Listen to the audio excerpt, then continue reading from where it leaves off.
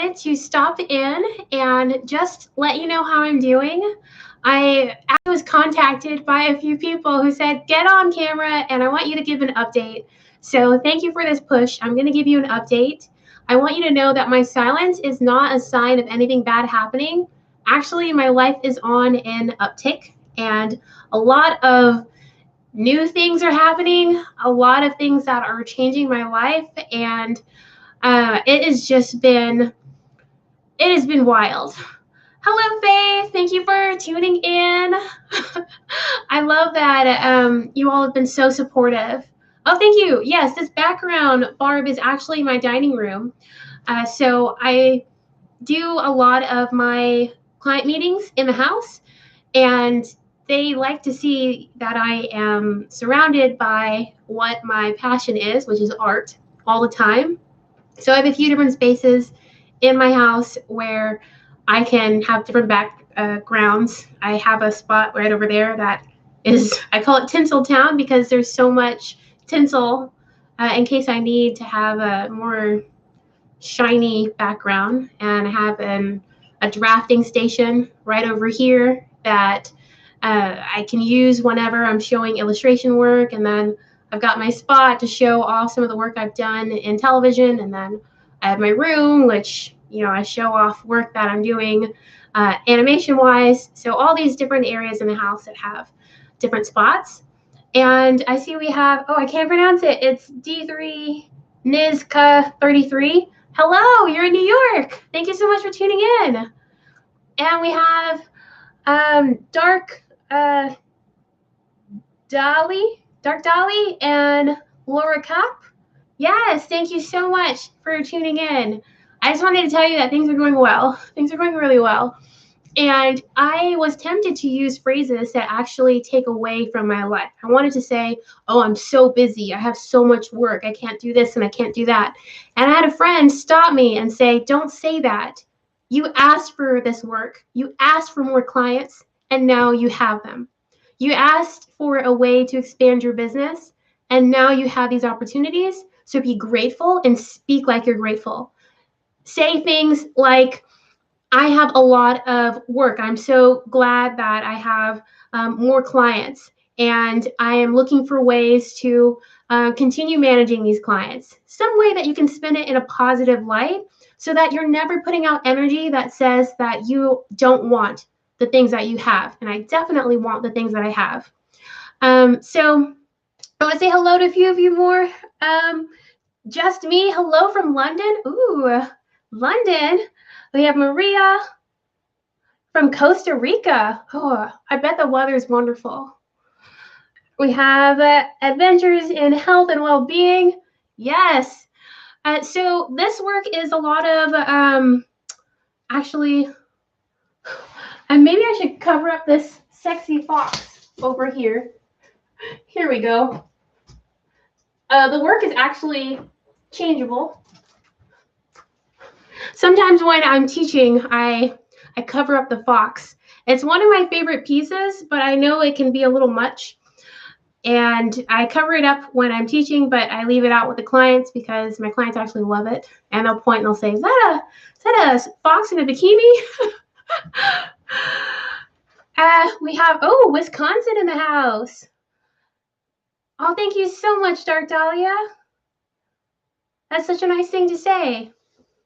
So I have actually been getting a lot of clients. I am teaching 8 classes right now in animation.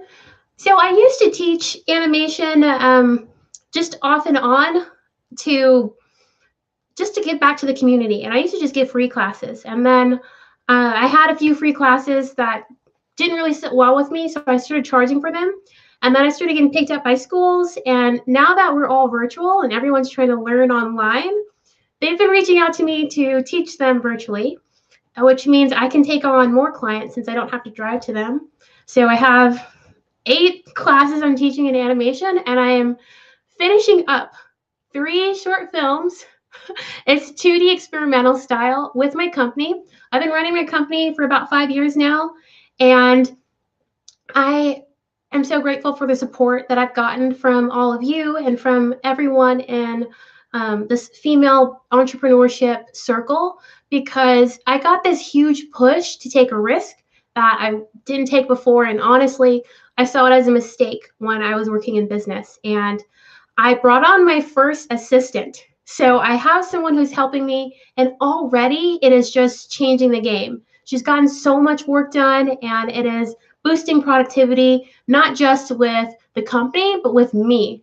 I feel like I am more productive as a person just being around her. I've had people help with my business. I've had volunteers come in, I've had contractors come in, but not someone who is going to stay with me and is invested in my company like I'm invested. So it's a really good feeling. And we are working in my office space. So we work in a co-working space, and it has been great. Nobody is in the building. When I went last week and this week, literally it was ghost town. There was no one in the building, just myself and my assistant, and they let us just take offices to work in. And it was great. We had great lighting, great scenery, it was good vibes, and we could get our work done. So I did project management and a bit of animating, and it's been great. I feel like every single day I'm getting new potential client offers, which means I will have to expand. Anytime I feel like I'm getting overwhelmed, I'm changing my language from, oh, there's just so much going on, to, what a great opportunity to expand. What a great opportunity to find more team members who can help me manage these clients. This 2020 pandemic season started out, the beginning of the year. You can see the videos I made. I was so happy, so excited. I had the whole year planned, and it was great. And then as the months went on, we got hit with the news that we have to be on lockdown and that things are going to change. And things with my education and with my family, with loved ones passing and with friends getting sick, it went downhill really fast. And I spent a lot of my time focusing on how can I just manage? How can I keep my finances in a good place, my family together and not panicking and not feeling too discouraged? How can I stay connected with friends so that they feel supported and like I still care about them? And how can I advance my life? How can I still treat this year like it's a precious year in my life and it should be appreciated? And that was a real struggle. I felt like I was in a slump and I wasn't as productive as I normally am. And that's really hard. If you're a person who is go, go, go and is always doing business stuff, it's difficult to take a step back and to realize that you cannot function at the capacity that you were before. And now, with everything that's happening, with all these clients rolling in, with these jobs coming in, I feel like I'm more motivated and I can keep pushing forward. I am making videos. I will tell you, they are not on this channel. I'm sorry, they are not on this channel. I'm making videos for my company, and I'm making videos for clients and for conventions and interviews that I do normally. So with marketing my business, I do live streams and I do presentations, and that gets clients to be aware of my services, and it compels them to reach out to me and purchase my services. I'm looking at ways of streamlining this process so that I'm not making a bunch of content. And if you are if you're paying attention to how marketing is going now, you've probably guessed it. I am starting my own intensive program. So having artists come in and learn from my experience and the experience of my peers on how to get into the animation industry and how to really thrive and to build your own business and to build your own brand in this industry. So it's funny because it's kind of like the program I joined when I joined the School of Affluence.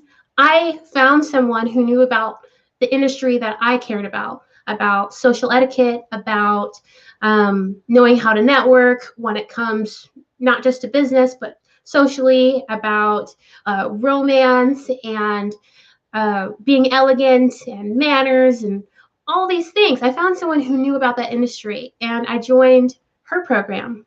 And I'm a huge believer in programs. There's a few things that I do not get too frugal with, and that's my health and my education. So if it has something to do with improving my health, I will spend the money. And if it has to do with improving my education, I will spend the money. And I will spend on those two things before I spend on a lot of other things in life. So for those of you who've asked, you don't have this item in your life, or you don't have that item in your life, why are you purchasing educational programs? It's because my education is pretty high up on my list of priorities. So I am starting my own program, but for my industry, for other artists to help them get in. And it's a beta program, so it's going to be a fun ride.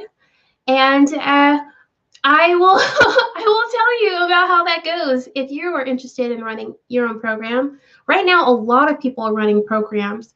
So I feel like there's a little bit of fire under me saying that I have to do mine quickly. Oh, and thank you all for saying the congratulations. Alicia Peters, yes, what is your business? I would tell you my business. I would tell you my business name. I really would. Because so many of you, I think, would support and it would actually be a benefit. But the only issue is just privacy and security, as me saying the name would link you to my personal information. And I've already had a few people reach out to me in not so elegant a fashion on this channel. And I don't want that to bleed into, my personal life. So I don't want to share the name of the business, but I do want to tell you that it helps people who are in the industry, and community outreach is really important to me. So that is something that I do a lot of. I'm actually doing 2 conventions next weekend, and I've done 5 conventions last month. It's just been so much easier. I thought that I wouldn't be able to do presentations and I wouldn't be able to make the same kind of money I was making before because of all the limitations with travel and being in person, but it's actually gotten a lot better. So if you're in an industry where you're used to being in front of people, there are so many ways virtually now that you can. One of my friends is making an app where you can virtually walk through an event space and it feels like you're at the event. And I'm excited to see what other inventions come around to make us feel like we're more connected. Oh, I had some questions.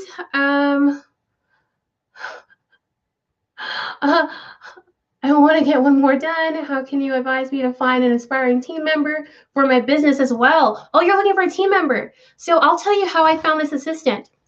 I've worked with other people before, and I've had such a roller coaster of a time that it made me kind of shy away from committing to having a person on a regular basis. So in the past, what I've done to onboard people to my team and to work on things is to make a presentation explaining my company. I wrote out my mission statement, my vision statement, what we do, the services and the products that we provide, and why we do it. I walk through all the processes that happen in each section of my company, and I would really focus on whatever they were being onboarded for. And it was fine. It turns into a kind of a slow-paced session. You're just watching me talk about something that you're interested in, but still in presentation form, so it's not that exciting.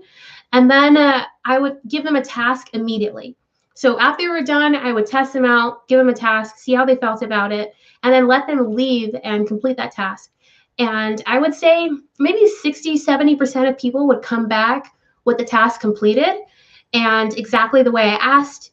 And they would be able to give me feedback on how they felt about working with the team. And then the other 30%, they would either be late or they would drop off or they would decide that that wasn't the kind of work for them. So giving them work immediately was a really good way for me to figure out if they were a good fit or not without having to wait for them to start on Monday or the next day or something like that.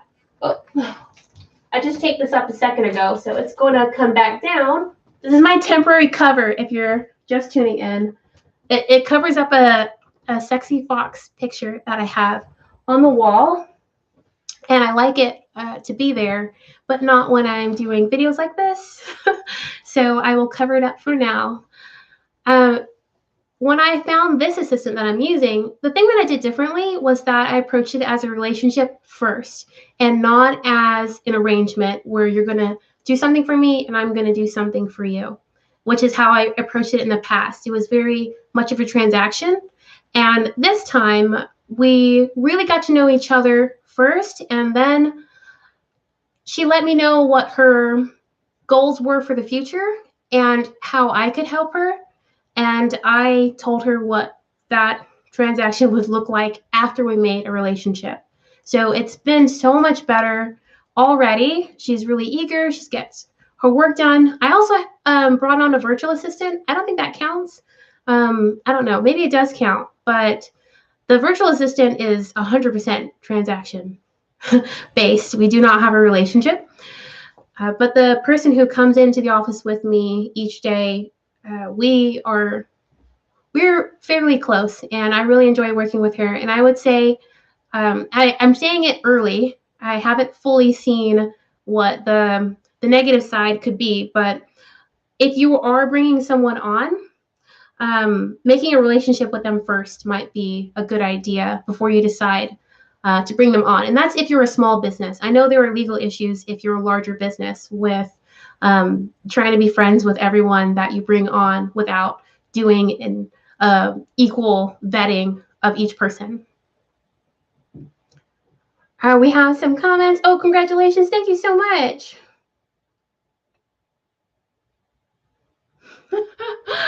All right. I hope it works for you, B. So I had some questions that people were asking me earlier, and the main one revolved around dating. I will tell you right now that the last date I went on was that multimillionaire date, because it was a very short time after that things started going really well for my business. And when it comes to my hierarchy, I tend to put my career over relationships, which is probably why I'm single right now. But it's difficult for me to see an opportunity that could improve me career-wise and financially and really change the life of myself and my family and everyone that I care about. That's immediate, which is my business, and put that over going on a date and getting dolled up, which I should be doing because that also has to do with my future. So I will work on that, something that I'll be doing, but I haven't been. And I did have one scare story from a friend who reached out to me. She said she went on a date with this guy who she was working with, and things that happen sometimes when you're dating someone, the kissing and stuff that happened, and then later on she found out that he had been exposed to someone who was positive for the virus. I don't want to say any words that are gonna get me demonetized or have this video flagged, but that was scary because she had been working with him, and so far he'd been showing no symptoms, nothing had been wrong. And then that happened. So it also gave me a little bit of anxiety with meeting people in a dating situation, because I don't want things to progress and to put myself in jeopardy. First dates are a lot easier because you don't have to be very close. There's no touching involved. So that's a really easy one to get by. But then what about second dates and third? So I have not been doing any dating. I have been talking to people, but more so in a friendship manner and kind of a networking manner. I've been on this business kick, so that's really what's been going on. Oh, it says, will this live session be available for future viewing? Yes, I will make it available. I'll make it available. I know it's late. It is 8:55 p.m. my time, and at 8:30 is when I finished my last meeting for the day. I've been in meetings all day, and that's how my weeks have been going. But I definitely thought that it was important to pop in and just let you know that things are going really well. Thank you all who've made the push and just messaged me and said, get on there and make a video, and I'm doing that. Oh, hey, I'm gonna pronounce it Jalise? Jalise, yes? Okay, I hope I pronounced that correctly. All right, bye, Naomi. I hope you have a wonderful night, I'm assuming, wherever you are. Yes. Well, I have to finish up some video work for these films that I'm putting out. Um, so I do have to say goodbye as well because I don't want to get too tired before I finish them. But I hope you all have amazing weeks. I hope your 2020 is going to be finished out on a high note and that things turn around. So many people have had their businesses turn around in this fourth quarter. So I hope that you become one of them and that you get all the success you could ever ask for and that you mind your words like I am minding them and not saying, oh, I have so many clients. I'm going to say, oh, I have so many clients. So, yes, let's keep it positive. Let's keep it grateful and appreciative of every opportunity and blessing that we have. And with that, I hope you have amazing weeks. Goodbye.